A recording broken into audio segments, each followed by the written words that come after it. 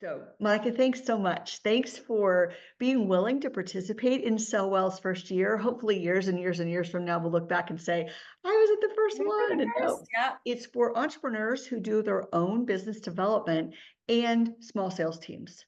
So you might have someone, their title could be all over the place about what they're, what they actually do. But the part that you have seemed to get excited about that I want to talk about here today is why referrals are so meaningful as a business development strategy. So that was something we've talked about before. Let's jump in right there and share a little bit about yourself and talk about why that resonated with you and why you were interested in speaking about that. Yeah, no. So business development kind of has always been kind of a through line of all the things I've done in my career, from the marketing side to the tech side, various different industries across healthcare, across technology, oil and gas, right? Those industries are inescapable in the large metropolitan city of Houston, right? So I also think, me being based in one city for 25 years of my career really has enabled me to create those strong connections so that when I am working with clients and business owners, they know that those referrals that I'm giving, both sides of that referral, is really I'm invested in, right? This is the community, my community that I work in. And that's not to say that in other cities that you're kind of jumping around and living that you don't have that ability. But I think my unique ability to take that 25 years of career across those different industries and really my clients and even just my referral network can feel confident that that referral that's coming from me is tried and true, and it's someone that I've known. I think that a lot of that has to do with mutual respect. They know that this is someone I want to work with, this is someone I have worked with, and I trust that referral that's coming through. I think also one of the most important things about, really getting into that referral network strategy is which lends itself very well to another panel that's coming to the conference, which is listening and how to really understand the needs of your customers and those unique needs, instead of going in with maybe a list of things to kind of bark off, you should talk to this person, really leading with kind of a listening first of what are those unique challenges that each of these businesses is facing, and putting, really thinking through what are those people and those networks that I can have in my repertoire that I can share with them. And I think being on both sides of that is very beneficial. And in my career, I've been on both sides of that, where I've needed a referral, where I've needed to give a referral, and understanding really the symbiotic relationship between that referral network, understanding that giving, right? It's not about pat on the back, thank you for this. It's the next time you need a referral from me, you can feel confident that that last referral that I gave to you really worked out well and was a really, thoughtful, engaging contact. Yes, yes, yes, yes. So a couple things you're saying, when it makes me think of going two different directions that I think could be interesting paths to follow for future workshops, discussions, panels, things like that. But I'll mention them here because I think it'd be a good piggyback to what you're saying. One is, isn't it interesting that there's a lot of psychology that shows that when you ask someone for a favor, the person you ask for the favor usually likes you more. Interesting. And I think it's attributed to Thomas Jefferson. They Okay. talk about how he loaned books out, right? Yeah, And yeah. that it was part of how he would build relationships and endear people to himself would be to actually ask them to do something for you. So my husband and I were joking recently about a person that he'd like to get to know better. He's felt like they were a little bit challenging to get to know, but professionally he'd like to know them better. And we were kind of joking, knowing this principle. And I said, maybe you need to ask them for a favor. No, But it so actually is what interesting. happens. It's this reciprocity, and something happens in our brain. And so that was my first point. My second point was that we talk a lot inside the Good Humans Growth Network about identity, how we see ourselves, how to frame things, because there's so much power and courage that comes from not accepting someone else's definition, say, of sales Yeah. or of business development or lead generation or prospecting or whatever, or entrepreneurship, right? Whatever the thing is, and deciding, no, this is going to be my definition for Yeah. that. So to that end, I think consultants especially are guilty of throwing around the term trusted advisor, Yeah. But until you care about their whole business and you learn to listen the way you're talking about how you've built that trust over 25 years, until you do that, every conversation looks like you're trying to sell something. Absolutely. Right? Ab So until it's like the ultimate compliment to me when someone calls or messages and says, "I'm looking for an X. I thought you might know someone." Because it's a way for me to be of service and it shows they trust me. And that was not something about my cross sell, my upsell, my downsell, what else I'm trying to do. Although obviously when I have customers for life and I want them to stay with me forever, but in one sense, right? I want them to want to have a stay engaged with one another.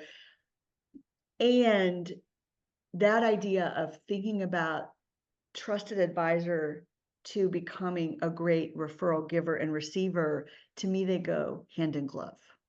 Absolutely. And I think too, again, thinking through, my kind of 25 years in one metropolitan area, right? That's a long time for a career to be kind of in one city. And some of that is just by chance that I just happened to, start my career off here and then currently in the career here. But I think my network knows of me and it's not just business related, right? I get text messages and emails daily. Hey, I've got a friend in town. We're going to this restaurant. Is it a good pick? What should we get? Or where should we go? What should we do in Houston? So I Mm, think really creating that multi-dimensional, not just business selling. No, this mm, is someone that's in the know. This is someone that may have an app recommendation for how to make my life easier. This is someone who really knows a certain movie genre or music genre. Having that kind of personality that you're able to kind of share across, like this is a really good person who can give me recommendations on multiple things, and maybe she knows someone for my business lead. yes, So I think yes,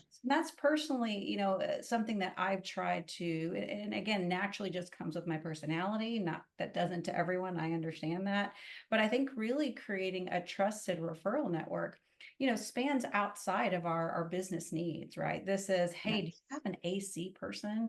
My AC just went out, right? So looking for opportunities to enhance that kind of, unilevel just business referral and saying, in general, I'm the kind of person that wants to help people.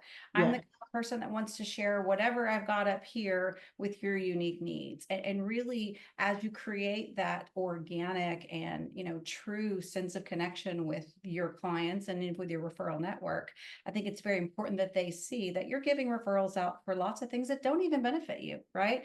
That 10 or 20% may actually monetarily benefit what I'm doing with customers, but in general, being that sort of soul who is looking to listen to what people are needing and then sharing with what's in my head with them. I think too, Monica, the larger a company gets, the more they tend to segment out. These people bring in leads and these people are responsible for closing them. As entrepreneurs, as owner sellers, we have to do all of it. We're thinking about the marketing, we're thinking about the content we're sharing, we're teaching about how we're teaching, we're thinking about how to engage and when to take a discovery call. But I think the bigger a company gets, the more that's segmented out. And so I've heard some people say to me in a little bit even of a slightly dismissive way where they've said, Catherine, I don't know why you're so bullish on building this referral ecosystem and why you think referrals is such a big deal. You learn about channel management in MBA school. Like I've had people say that this is about a channel and this is MBA school. And I said to that person, I said, thank you for that other language. I think that's a great point that if people they have different categories and call different things, Yeah. different titles, and that's good to know. I would say of all the channels, the reason at Sellwell we're having two different sessions about referral Yeah. building Yeah. is because my data, when I poll among people who participated in referral groups inside my network, those people who are very deliberate about building a strategy, most of them are consultants of some kind, some sell products. I have some SaaS founders in there as well. Many are services providers. And they would say, oh, it's much more than a channel. It's it for me Yeah. because the data say that they have a 50 to 90% chance of closing the work that was referred to them. Mm. 50 to Wow. 90% real data. Like Wow. that's recent real data. What I would ask you, like, what else can a person do in anything else in business development? And there are some answers, right? I don't mean it just rhetorically. There are answers, but there's not much else Right. right? That a person can do that has that higher probability because someone is qualifying for you. Absolutely.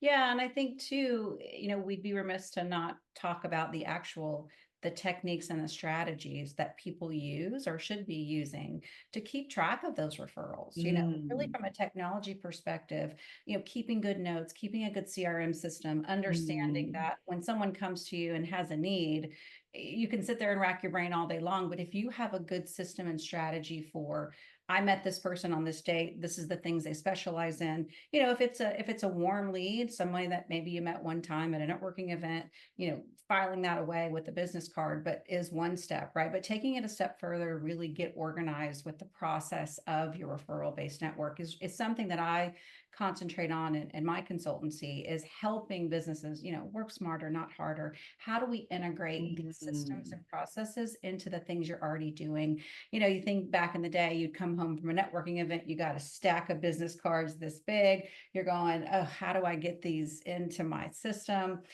All these tech tools, right, were being developed 15 years ago, feeding the cards into a card reader. I mean, now they're very sophisticated systems. Now we've got, we can bump each other on our phones, and business cards are kind of becoming a thing of the past. But I think it's very important, and that's a very important step that we talk about is documenting Mm, meet, what they're looking for, so that when that referral opportunity comes up, we've got some things right on the tip of our tongue and not have to sit and rack your brain and go through. I've seen people kind of open up their address book and just kind of scroll through and it, Great right? Might point. take a little bit Yeah, longer, yeah, but it's a great point.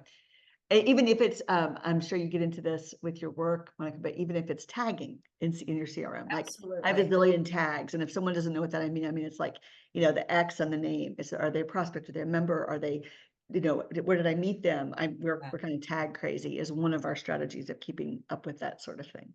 And I'm guilty of, I'll leave a meeting and sit in my car for 10, 15 minutes and just pull my phone up and go, hey, just met with this really great person. I think you'd be a good fit. I will connect them right away. Knowing Right. that I've got a busy day ahead of me, I will get that connection made up front so that that's kind of fresh of mind. Those are all kind of strategies that, we think about the strategy of the networking, but the tactics that we use in order to make those connections, I think are just as important. I've got, recently launched my consultancy, even though I've been doing this work for 20 years. I reached out to lots of people in my network recently. In the past 3 months, I've probably had 25 coffees or lunches, right? And almost every time that I've had that conversation, I have left with either pinning an email, right? And I came to those meetings looking for referrals, right? And inevitably, anytime I talk with anyone, a need comes up, right? And then I'll say, oh, you know who you need to talk to. So I really try to make it a habit within 24 hours of that meeting, Mm, sit down and say, hey, really enjoyed our conversation. And it could be, this happens a lot too. My AC broke. I need an AC guy. It could be totally unrelated to the conversation that we just had, but really strengthening those connections through just human connection. And I want to see you succeed, whether that's in your business or whether that's getting your AC fixed. This is something that I'm here to help you with. that's so great. Let me let my last question be about giving you more of a chance to talk about your consultancy, and if you would tie that to the work you're doing now and what that means that you're looking forward to with Sell Well, where this timing has fallen for you with this business launch. For sure. Yeah. So launching Significant Other, which is my consultancy that I launched a few months ago, really started to notice the needs specifically from entrepreneurs, small businesses, and startups to struggle with really the processes and procedures specifically to technology that really could leapfrog, that growth and that sales opportunity. So you've got a great idea. You start off and you're everything, right? You're the salesperson, you're the marketing person, you're the admin, you're the IT person and Bookkeeper. Yeah. right, HR, and thinking about what are the things from a technology perspective, CRM systems, email systems, file storage, things that I can help create those processes that takes that business owner from a in the weeds, overwhelmed with the inner workings of the business, to going out and selling, and really creating that what they wanted to get into the business to do. So Mm. I do a lot of work with small businesses, not necessarily have to be a startup, but the small business too. It's a lot of times you get going and you start and you're stuck with that strategy for a long time because you've started, you've built things on top of it. Well, this is just the way we've always done it, right? So I think kind of the peak time that I like to get involved is really at the beginning, maybe 6 months in, where they've tried a couple of strategies, Mm. and they're evaluating, what are these tools that I should be using? Is it Monday.com? Is it Asana? Should we be using Google Docs? Is it secure? Should we be a Microsoft team? So, really creating efficiencies through process and procedure that have really a technology focus. And in the meantime, helping them identify where are those opportunities to business develop that they're not seeing. A lot of times business owners are head down, they're focused, they've got a great idea, and their experience is limited to what they've done. I think bringing someone like me in with a vast experience of lots of different industries, is able to kind of, on top of helping with the processes and procedures of the outreach, also helping them maybe just kind of get out of their bubble a little bit and think, have you thought about connecting to this market, or have you thought about talking to this person? So really kind of that's why I called it significant other, feeling as though I'm really kind of a trusted advisor for the clients that I work with in lots of different capacities, really kind of filling those holes of maybe they're too small of a company to really need a director of ops or even a COO for years or maybe ever. I can really feel that kind of fractional hole, on that operations side to help them kind of, again, leapfrog that growth. That's awesome. Oh my goodness. So, one thing we have in common, in addition to some mutual friends, is this love for making connections. And I just wrote down two names where I was like, oh my gosh, hearing you say that a different way. I'm like, I make sure you go check LinkedIn and see if you know them already. So I'll be making some intros from this. So, okay, bringing us home, the timing with Sellwell. Who are you hoping will come? What are you hoping to get out of it? Why did you say yes to speaking there?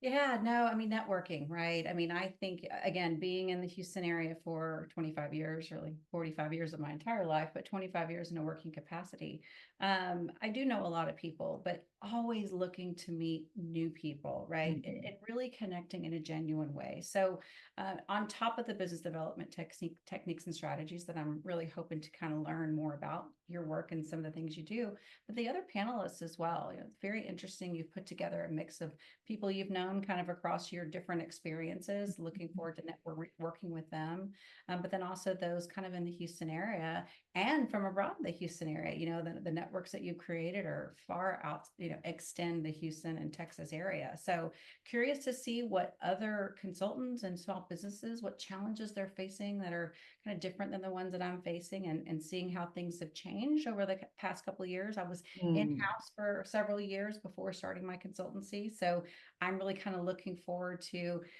getting into, the knowledge of what's happened since COVID, and how business development techniques have changed and are evolving. That's awesome. That's awesome. Yeah, I can't wait to make some of those intros, and I know you'll know some of the people, and some people will be new to you. Every single person, every panelist, every speaker that has the whole time themselves, everyone has been handpicked because there's some aspect of how to do business development in 2024 and beyond that I admire. I think they're a leader in some aspect of it. It could be LinkedIn, it could be the way they listen, it could be the way they ask questions, the way they document what they do, the way they systematize what they do. But I think if you're a pretty good seller, you might think, I'm doing fine. Why would I want to give them a whole day? I wish, Monica, and I'm going to do this next time, and I don't mind if this goes out on the recording. I wish I had thought to say, let me give you a money back guarantee. Let me give you a money back guarantee in my marketing around this, because that I am so confident Yeah. that if a person comes and gives us most of their day, that they will walk away with several things like, I have got to go change the way I'm doing this right now. That data was so compelling. That person that made that so much easier. And I think people who care to come are probably already pretty good. But they're Yeah. going to go from pretty good to unbelievable. I mean, some of the people that I'm going to put in front of this, the audience, they're regular, normal people who have practiced and practiced and practiced and practiced, and now they're not normal. Now they're super, they're supernaturally good at these aspects of BD. So I'm really excited to have those who are going first understand this is not your average networking event. This is very thoughtful. I was spent 30 minutes in the Slack workplace this morning, earlier today, making matches on who's attending so they can talk before they come. Oh, wow. Nice, You know, nice. I'm going in every day and doing that because that's the point. It's Yeah. the point is so that we meet each other so that you walk away and say, I have several perfect people who share the same type of client I do. They come right before they come right after me. My clients are looking for something like this. I need to buy something like this, right? They even buy from each other. So I'm so grateful that you're sharing your relationships with us, with me, that we're going to get to do this together and that you agreed to participate. So thank you so much. Yeah, really looking forward to it. Thanks.